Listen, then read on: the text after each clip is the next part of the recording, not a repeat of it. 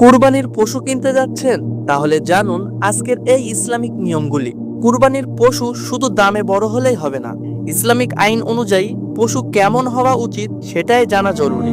আজ জানবো কুরবানির পশু কেনার 5টি গুরুত্বপূর্ণ বিষয়।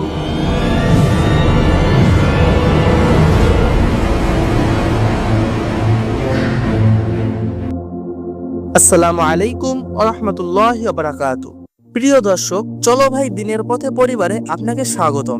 আশা করি আল্লাহ তাআলার অশেষ রহমত ও মেহেরবানিতে আপনারা সুস্থ ও ভালো আছেন। নাম্বার 1, পশুর বয়স। গরু বা মোষ কমপক্ষে 2 বছর এবং ছাগল বা দুম্বা 1 বছর পূর্ণ হতে হবে। এর কম হলে কুরবানি গ্রহণযোগ্য নয়। পশুর বয়স যাচাই করে কিনতে হবে।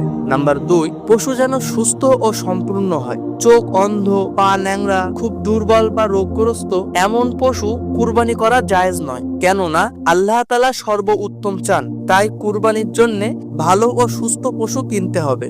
নাম্বার 3, শরিয়াতের দৃষ্টিতে পশুর মালিকানা। পশু সম্পূর্ণভাবে বৈধ উপায়ে কিনতে হবে। চুরি বা দখল করা পশু কখনোই কুরবানি করা যাবে না। বাজারে পশু কেনার সময় টাকা পয়সা লেনদেন ঠিক রাখতে হবে। নাম্বার 4, পশু ভাগে কেনার সতর্কতা।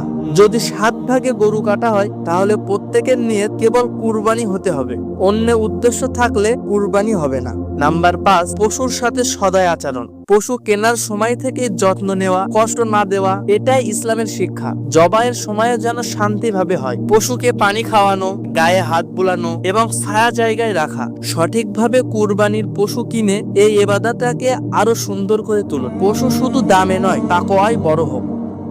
আজকের ভিডিওটি এ পর্যন্তই। যদি ভিডিওটি ভালো লেগে থাকে অবশ্যই লাইক, কমেন্ট, শেয়ার করবেন এবং নিত্য নতুন ইসলামিক কন্টেন্ট পেতে আমাদের চ্যানেলটি সাবস্ক্রাইব করে পাশেই থাকবেন। দেখা হচ্ছে আরেকটি নতুন কোনো ভিডিওতে। ততক্ষণ পর্যন্ত ভালো থাকুন, সুস্থ থাকুন। আসসালামু আলাইকুম ওয়া রাহমাতুল্লাহি ওয়া বারাকাতুহু।